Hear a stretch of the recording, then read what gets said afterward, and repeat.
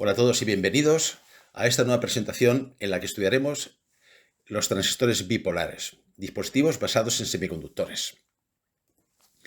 Están formados por dos uniones PN con un terminal o contacto común llamado base. Hay dos tipos de transistores bipolares que son el denominado transistor NPN y el transistor PNP. Hace referencia a los tipos de semiconductores o al tipo de dopado que tienen estos tres semiconductores que forman internamente el transistor bipolar. En el caso del NPN tenemos el semiconductor tipo N llamado emisor, un semiconductor intermedio tipo P con poco dopaje, por eso aparece el superíndice menos, que es la base, y en la parte derecha un semiconductor tipo N dopado fuertemente, por eso aparece el superíndice más, que es el colector. En el caso del PNP, el nombre de los terminales es el mismo, emisor, base y colector. La diferencia está en el tipo de dopaje que tienen los tres semiconductores. En este caso, semiconductor tipo P fuertemente dopado para el emisor, semiconductor tipo N débilmente dopado para la base y semiconductor tipo P para el colector. La base en los dos tipos de transistores ha de ser mucho más pequeña que la longitud de difusión de los mayoritarios del emisor o de colector. Llamamos mayoritarios los portadores mayoritarios dependiendo de cómo estén dopados ambos semiconductores. Como dispositivos activos que son, han de ser polarizados. Es decir, necesitan una fuente de energía externa para funcionar como un transistor. Se trata de conectar en sus tres contactos o terminales, base, emisor y colector, una tensión o voltaje constante. En general, de valor distinto y limitado por la potencia máxima que soportan los transistores. Según la polaridad de estas tensiones, se distinguen tres zonas de funcionamiento, de las que hablaremos con un poquito más de detalle un poquito más adelante. La zona activa o zona de funcionamiento lineal del transistor, que es la que vamos a utilizar o vamos a emplear en el diseño de amplificadores de tensión o de corriente, por ejemplo, y las zonas de saturación y corte, que son las zonas no lineales de funcionamiento y que se utilizaron, aún hoy en día, en algún caso se utilizan, para realizar circuitos de tipo digital. El transistor bipolar, en su zona activa, como decíamos antes, necesita que sus dos uniones estén polarizadas en directo. Lo reflejamos en la parte superior de la figura para un transistor PNP en el cual la tensión entre emisor y base tiene el polo positivo en el emisor, es decir, el semiconductor tipo P, y el negativo en la base, semiconductor tipo N. Y la unión formada por la base y el colector, de la misma manera, tiene que ser polarizada, como digo, pero en este caso tiene que ser polarizada en inverso. Es decir, el positivo de la tensión base-colector está conectado a la base, que es un semiconductor tipo N, y el colector está conectado al polo negativo de esa tensión V sub C, BC. Eléctricamente, en la parte inferior tenemos un poco el resumen o la estructura más circuital de este esquema, que no deja de ser un esquema, ya que en esta diapositiva y en las siguientes lo que se muestran no son circuitos reales, se muestran solamente a efectos ilustrativos y del funcionamiento del transistor bipolar, nada más que eso. Lo que sí es verdad es que en zona activa la corriente de emisor, corriente en este caso entrante en el transistor PNP, es la suma de la corriente de base más la corriente de colector, corrientes en ambos casos salientes del transistor PNP, y que la tensión entre emisor y colector es la suma de las tensiones entre base-colector y emisor-base, es decir, las dos tensiones que aplicamos para situarlo en zona activa. En el caso del transistor NPN ocurre lo mismo, lo que sucede es que ahora los semiconductores son de tipo NPN y por tanto las polaridades de las tensiones tienen que ser tales que la unión emisor-base esté polarizada en este caso en directo y la unión base-colector en inverso. Por lo demás se siguen cumpliendo las dos ecuaciones que habíamos visto en la transparencia anterior. En zona activa, para un transistor PNP, he reflejado en la figura todas las corrientes o movimientos de portadores minoritarios o mayoritarios, dependiendo de la zona en la que nos encontremos, y no son tanto corrientes eléctricas como tales que he marcado en rojo, que son las corrientes entrantes y salientes del dispositivo, pero internamente se produce un movimiento, en este caso IPE y IPC, que son corrientes de portadores mayoritarios en el emisor y el colector respectivamente, mientras que las corrientes de portadores IBE, ICB y IBB son respectivamente corrientes de minoritarios que contribuyen a la formación o a la provisión de las corrientes externas, como veremos ahora. En la zona activa, por tanto, en un PNP tenemos que la corrientes IPE y IPC deben ser lo mayor posible. Esto significa que para una corriente de base I sub P pequeña y unas tensiones emisor base y base colector también pequeñas, se consigue controlar corrientes relativamente grandes, o lo que es lo mismo, la corriente de emisor es aproximadamente igual a la corriente de colector. La corriente de emisor, obviamente, es una corriente entrante en el PNP y la corriente de colector es una corriente saliente. Esto es lo que llamamos efecto transistor. Por ello, como decíamos antes, la corriente base emisor debe ser una corriente pequeña, es una corriente de minoritarios. La corriente entre colector y base, corriente de minoritarios, es decir, electrones, es también pequeña, y la corriente de recombinación I sub BB, es decir, que es una corriente de portadores localizada en la base del transistor, ha de ser también pequeña. Con esto conseguimos que la corriente de base saliente o entrante, en este caso para un transistor PNP sería saliente, sea pequeña, que es lo que decíamos en el párrafo inicial de esta diapositiva. Por su parte, el transistor NPN ocurre otro tanto de lo mismo. La única diferencia es que, como los semiconductores son tipo NPN, pues la polarización es un poquito diferente. Hay que mantener en zona activa la unión base-emisor en directo y la unión base-colector en inverso. Las corrientes externas o que entran y salen en el dispositivo tienen un sentido contrario a las del PNP, y en cualquier caso sigue existiendo unas corrientes de portadores mayoritarios entre el emisor y el colector y unas corrientes de minoritarios que van hacia o desde la base o de recombinación, como decíamos antes, y que podéis ver, cuya explicación la podéis ver en esta diapositiva. Igual que antes, o para el transistor PNP, lo que pretendemos es que las corrientes IPE y IPC, que son de mayoritarios, sean lo mayor posibles y que la corriente de base sea lo más pequeña posible. Si conseguimos esto, lo que estamos haciendo es conseguir lo que se llama el efecto transistor, hacer que el transistor funcione como tal, por decirlo así. ¿Qué es la zona de saturación? Bueno, es una zona no lineal en la cual las dos uniones PN del transistor, NPN o PNP, en la figura tenemos un NPN como ejemplo, tienen una polarización en directo o directa. Y en cuanto a las corrientes, pues la corriente de base, que como es un transistor NPN es entrante, presenta un comportamiento prácticamente lineal. Por su parte, I sub C y I sub E, corrientes respectivamente de entrada por el colector y de salida por el emisor, son constantes e independientes de las tensiones. No hay un efecto transistor y por tanto no hay amplificación. Como veremos después, lo que está sucediendo es que si la corriente de base es una corriente intensa, lo que estamos haciendo es saturar la base de portadores y de esa manera el flujo de corriente entre emisor y colector ya no podemos afirmar que la corriente de emisor y el colector sean aproximadamente iguales, porque no es verdad, como veremos en una ecuación que lo refleja un poquito más adelante. En cuanto a la zona de corte, las dos uniones tienen que estar polarizadas en inverso. El ejemplo que vemos en la figura es de un transistor NPN, y en ese caso podemos afirmar que las corrientes externas o que entran y salen del dispositivo, de colector, de emisor y de base, son prácticamente cero, podemos considerarlo. ¿De acuerdo? Se dice que no hay, por supuesto, ni efecto transistor, ni hay amplificación, y se dice que el dispositivo está en zona de corte o cortado. Para zona activa o de saturación aparecen como una herramienta formalizadora de este comportamiento intuitivo, de este estudio intuitivo que hemos hecho de las corrientes internas, lo que se llaman las ecuaciones de Ebers-Moll. Los investigadores John Ebers y Jewel Moll partieron de la siguiente suposición. Ellos supusieron que podíamos ver el transistor como dos diodos o dos uniones PN juntos, e intentaron demostrar el funcionamiento en zona activa o en zona de saturación.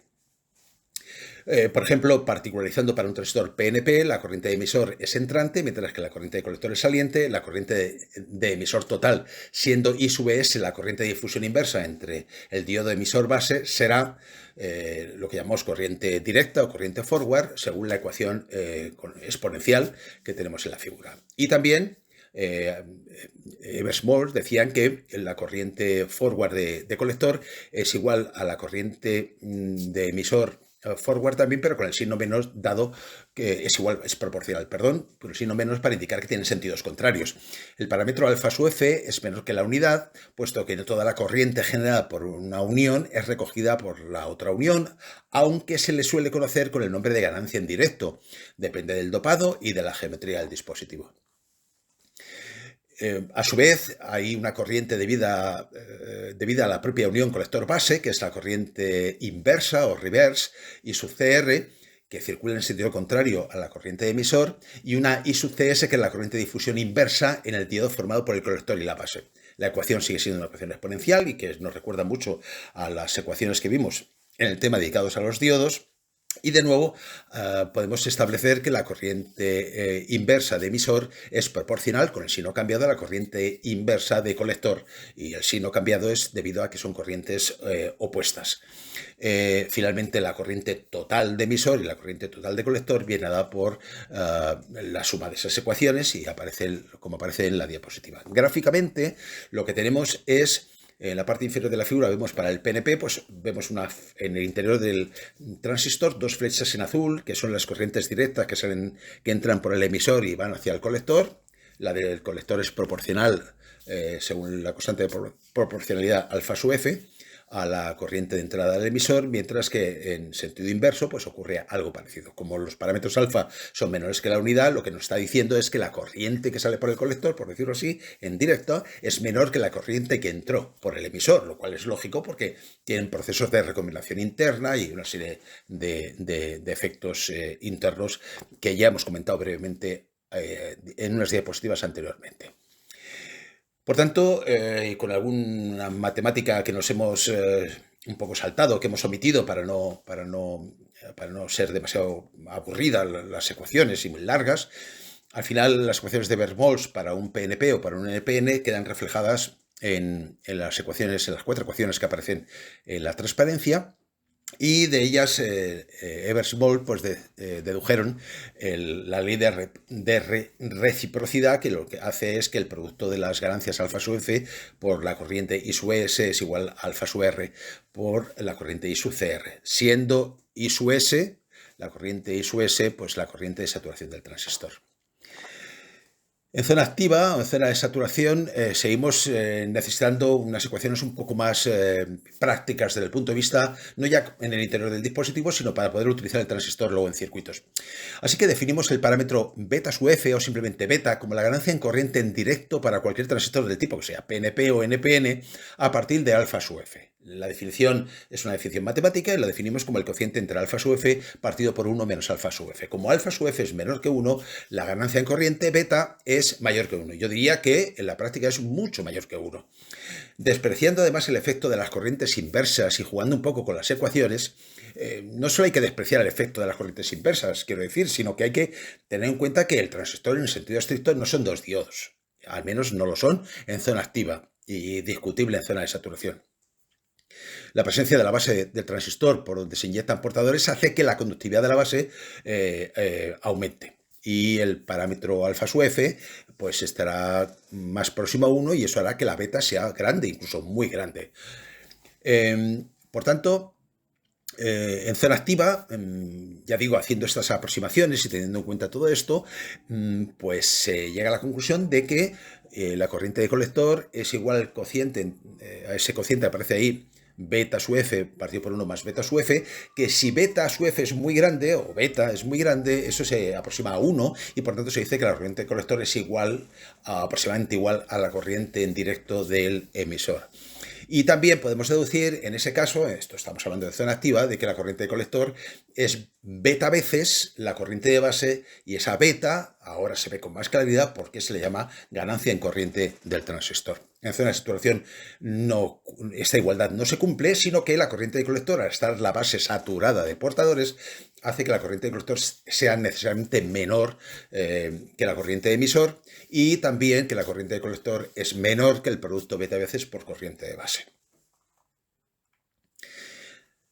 Las curvas características de un transistor bipolar es una familia de curvas que relacionan las corrientes en función de las tensiones aplicadas al transistor. Existen 3 tipos de curvas según el modo de conectar un transistor.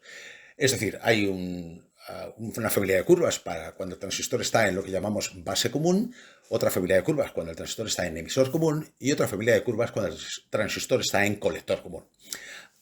Lo que sea, la palabra común en la base, en el emisor o el colector hace referencia al terminal o contacto común o compartido entre la entrada y la salida del transistor. Aclaremos esto un poco más. Por ejemplo, curvas características en base común. Observamos en la parte superior derecha un esquema, me resisto a llamarlo circuito porque no lo es, digamos un esquema eléctrico en el cual vemos a la izquierda, formado por la base y el emisor del transistor, una tensión base emisor, una corriente de emisor, eso es lo que llamamos malla de entrada y la malla formada por el colector, la base y por tanto la tensión colector base y la corriente colector es la malla de salida. Pues bien, las curvas características en base común se llaman así porque la base del transistor es común a la entrada, a la malla de entrada y a la salida o malla de salida. Y las curvas que podemos obtener o que caracterizan un transistor conectado de esta manera son las curvas de entrada, en la cual en abscisas representamos la corriente de emisor, en ordenadas la corriente entre la base y el emisor y la base, dependiendo del tipo de transistor, y se toma como parámetro la tensión colector base. Por eso aparece esa familia de curvas en función de ese parámetro que hemos definido. También en base común tenemos las curvas de salida, en la cual lo que relacionamos ahora es la corriente de colector en función de la tensión colector base y dejamos como parámetro la corriente de emisor. Así que tenemos una familia de curvas para distintos valores de la corriente de emisor, en lo cual destacamos ya, incluso en este tipo de conexión en base común, que no es muy habitual para hacer circuitos como los amplificadores, pero nos podemos fijar que ya cuanto menor es la tensión colector base en abscisas, pues nos acercamos el dispositivo hacia la saturación. Y cuanto más pequeña es la corriente de emisor, que es el parámetro, acercamos al dispositivo a lo que se llama la zona de corte. Esto trae como consecuencia una zona marcada en rayado en verde en la figura, que es la zona activa, la zona lineal de comportamiento del transistor, y que será la zona que utilizaremos para la construcción de amplificadores de tensión o de corriente.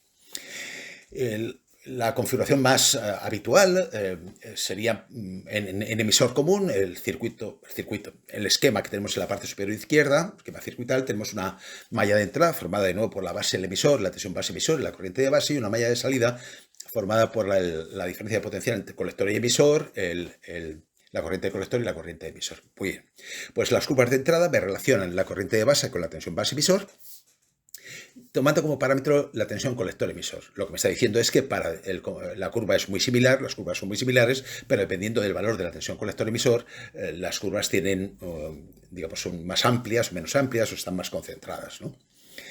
También en emisor común tenemos lo que se llama la familia de curvas en emisor de salida, en emisor común, en la cual la corriente de colector se pone en ordenadas en función de la tensión colector-emisor en abscisas y el parámetro es la corriente de base. Observamos que para diferentes valores de corriente de base lo que tenemos es una curva distinta de comportamiento del transistor. Es la configuración más habitual, es la que vamos a manejar en algún ejemplo posteriormente, y de nuevo, cuanto menor es la tensión colector-emisor, el valor que representamos en abscisas, nos acercamos a la zona de saturación del transistor.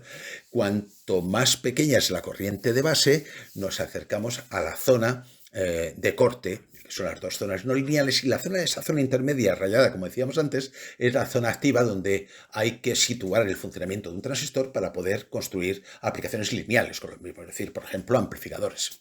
Hay una zona de la cual se suele hablar poco y que nosotros comentaremos en un tema posterior, que es la llamada zona de avalancha. Es una zona de ruptura del dispositivo, y es que cuando la tensión colector-emisor es grande, en este caso, pues un ejemplo sobre los 10 voltios, y dependiendo de la corriente de base que le estemos aplicando, es posible que el dispositivo disipe demasiada energía, se caliente mucho y termine destruyéndose.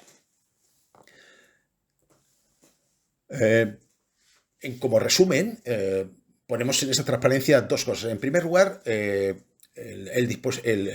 símbolo eléctrico con el que se representan ambos transistores, PNP o NPN, las corrientes y tensiones que son, como veis, duales, aparecen en ambos transistores, la corriente colector, la corriente de base y la corriente emisor, pero cuidado porque tienen sentidos distintos, así como las tensiones involucradas. Por ejemplo, La tensión base emisor en NPN es una tensión que, si queremos que el dispositivo esté en zona activa, en zona de saturación, debe ser una tensión que tenga un potencial mayor en la base que en el emisor, pero en el caso del PNP debería ser al revés, dado el tipo de semiconductores que está utilizando, claro. Y el cuadro de abajo pues nos dice un poco qué debemos esperar cuando está en zona de corte, en zona activa, en zona de saturación, qué valores aproximadamente podemos esperar. Pues nos fijamos en primer lugar en una de las zonas más importantes, que es la zona activa. La corriente de base es mayor que cero. ¿Qué es cuánto mayor que cero? Pues lo que no va a ser nunca es una corriente saliente en un NPN. Estamos hablando de corriente mayor que cero, entrante en el NPN y saliente en el PNP, obviamente, pero mayor que cero. En el caso del NPN, esa corriente debe ser entrante siempre. Si fuera saliente, el transistor ya podemos afirmar que está cortado. Es imposible en un NPN y al revés. En el PNP, la corriente de base debe ser saliente. Si provocáramos una corriente entrante, estamos cortando el transistor. Así que simplemente digo que es mayor que cero, que sea más o menos cero, o si lo queremos ver en valor absoluto, por decirlo así, que sea mayor o menor, más grande, más positiva, hará que el transistor esté en zona activa o no, como veremos después en algunos ejemplos. Luego, la tensión base emisor en estos transistores aproximadamente es 0,6 voltios cuando están en zona activa, también en zona de saturación. Y la tensión colector emisor en zona activa es mayor de 0,3 voltios, eso va a depender del circuito que estemos utilizando, pero lo que sí puedo decir es que en saturación esa tensión difícilmente va a pasar de 0,3 voltios. Podéis volver a la diapositiva anterior y ver que el transistor se va a saturar en el momento que la tensión colector emisor sea muy pequeña, no más de 0,3 voltios. Por lo demás, la corriente de colector es linealmente proporcional a la corriente de base en zona activa, no lo es en zona de saturación, sino que es menor que el producto de la ganancia en corriente beta por la corriente de base, pero sí se cumple que la suma de las corrientes de colector y base es igual a la corriente de emisor. Y en la zona de corte directamente decimos que el transistor está cortado, es un circuito abierto, las corrientes son cero y es un modo de funcionamiento de menor interés en la construcción, o de ningún interés en la construcción de aplicaciones lineales del transistor. Polarizar un transistor no es aplicar baterías, solamente eran modelos y esquemas funcionales. Polarizar un transistor es utilizar una fuente de alimentación entre una tensión positiva más VCC y masa, como aparece en la figura, en ese circuito elemental, que tampoco es muy práctico, no vayáis a pensar, para situarle en un determinado punto de trabajo dentro de esa familia de curvas. Así que este primer ejemplo lo que me sirve es para explicar los conceptos que vamos a manejar. Fijaos, tal y como está el circuito, tenemos una malla de entrada formada por la tensión base emisor, una batería V sub P que he puesto ahí, pero ya digo que esto no es un circuito práctico, ni mucho menos, una resistencia de base que me permite limitar la corriente de base que va a entrar en el transistor, y una corriente de colector que obviamente sale de la fuente de alimentación, atraviesa la resistencia R sub C, resistencia de colector, y también las dos uniones colector, base y base emisor para salir por el emisor. Pues fijaos, planteamos siempre, sin excepciones, dos ecuaciones. La ecuación de la malla de salida, que nos dice que recorriendo la malla a través de la corriente de colector, decimos que la tensión VCC o más VCC es igual al producto I sub C por RC más la tensión colector emisor. Y con esa ecuación lo que obtenemos es lo que se llama la recta de carga de la polarización o del dispositivo. Fijaos que esa recta de carga, en los ejes cartesianos de las curvas de salida, donde representan ordenadas la corriente de colector o parámetro dependiente de la ecuación de una recta, en abscisas la tensión colector-emisor o parámetro independiente de una recta, y por tanto puedo deducir fácilmente dos cosas. En primer lugar, los puntos de corte con los ejes, que es para V sub C igual a 0, el punto de corte con el eje ordenadas es VCC partido por RC, y el punto de corte con el eje de abscisas es haciendo la corriente de colector igual a 0, y vemos que ese punto de corte es para V sub C igual a la tensión máxima de alimentación más VCC. Por lo demás, la pendiente es, como podemos deducir de esa expresión, despejando I sub C, es una pendiente negativa, ¿de acuerdo? Que es menos 1 partido por R sub C, y ya tenemos dibujada sobre la familia de curvas de salida, que es muy importante, la recta de carga. Pues bien, ahora lo que necesitamos saber es cuánto vale la corriente de base, y para eso la malla de entrada me permite obtener o despejar la corriente de base según la ecuación que tenemos en la parte derecha de la figura. Sacamos un valor de la corriente de base, y lo que hace ese valor es seleccionar una de entre las múltiples curvas que forman esa familia de curvas. Pues bien, el punto de corte de esa recta de carga con esa corriente de base que hemos calculado con la malla de entrada es lo que se llama el punto de trabajo y su CQ, VCEQ, que me determina cómo está funcionando ese transistor. Si ese punto de trabajo estuviera en esa zona en la que está la figura, diremos que está en zona activa, pero si estuviera muy a la izquierda, porque hayamos hecho una tensión colector-emisor muy pequeña, o muy hacia abajo, porque tuviéramos una corriente de base muy pequeña, estaríamos más cerca de la zona de saturación o la zona de corte. Por lo demás, en zona activa también se cumple que la corriente de colector es beta veces la corriente de base. Y tenemos estas tres ecuaciones que son fundamentales para solucionar cualquier problema de polarización de transistores en emisor común. Bien, para finalizar, dejarme poner un circuito más práctico en el cual no hay una tensión V sub P, una batería V sub P, sino que hay es lo que se llama un circuito autopolarizado en emisor común. Tenemos dos resistencias RB1 y RB2 formando un divisor resistivo que están conectadas a la fuente de alimentación más VCC, y aplicando el equivalente de Thevenin donde se marcan las líneas rojas hacia la izquierda, lo que obtengo es un circuito similar, por no decir idéntico, al de la diapositiva anterior, con lo cual las ecuaciones son muy similares. La única diferencia aquí es que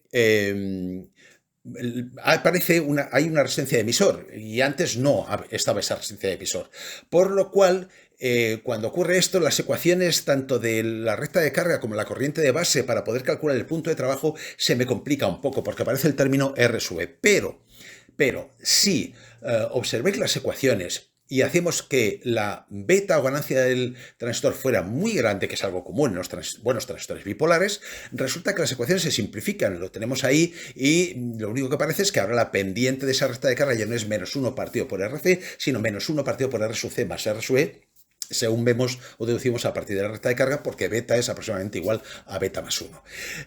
Por lo demás, el equivalente de Thevenin es algo que sale fuera de los objetivos de esta presentación, pero que quiero que entendáis cómo se calcula a partir de esos puntos.